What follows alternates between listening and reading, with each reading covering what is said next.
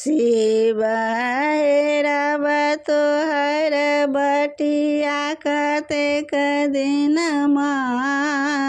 शिव हेरब तोहर बटिया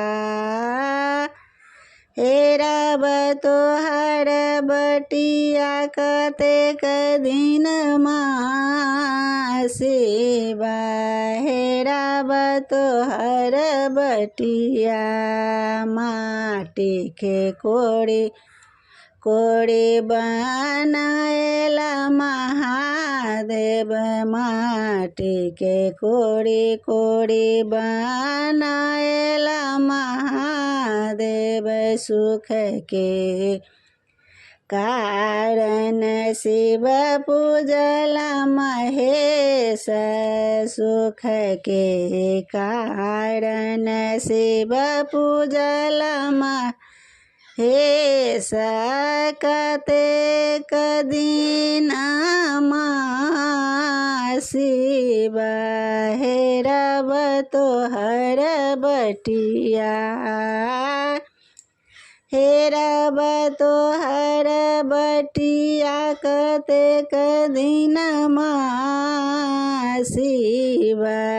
हेरब तोहर बटिया तोरला में बेला पत्र से हो सुखी गेला तोरला में बेला पत्र से हो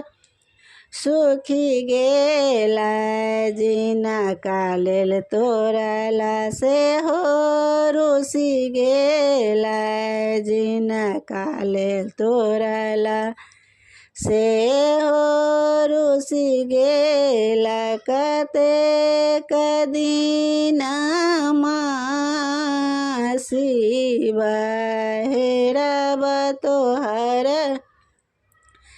बटिया कतेक दिनमा शिव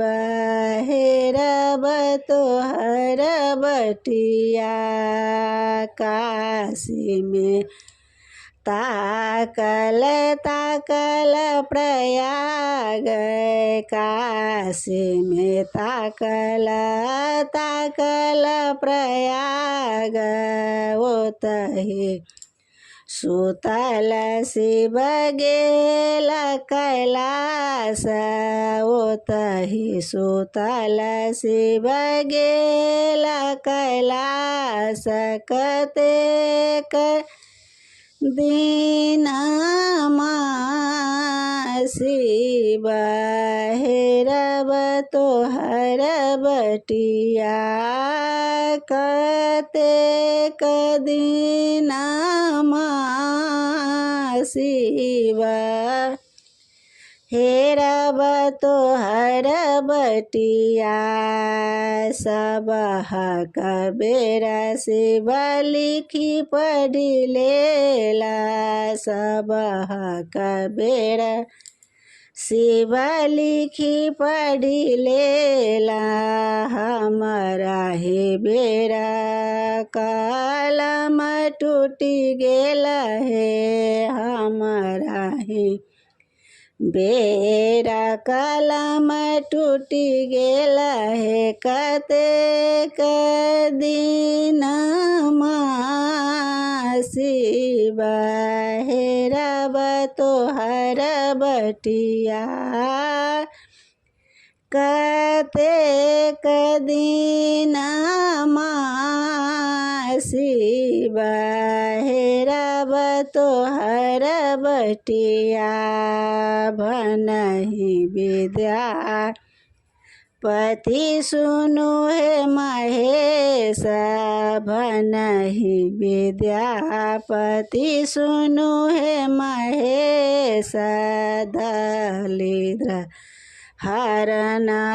करु मेटत कलेश दलिद्र हरण करु मेटत कलेश कतेक दिनमा शिव हेरब रब तोहर बटिया हे रब तोहर बटिया कतेक दिन मासी हे रब तोहर बटिया।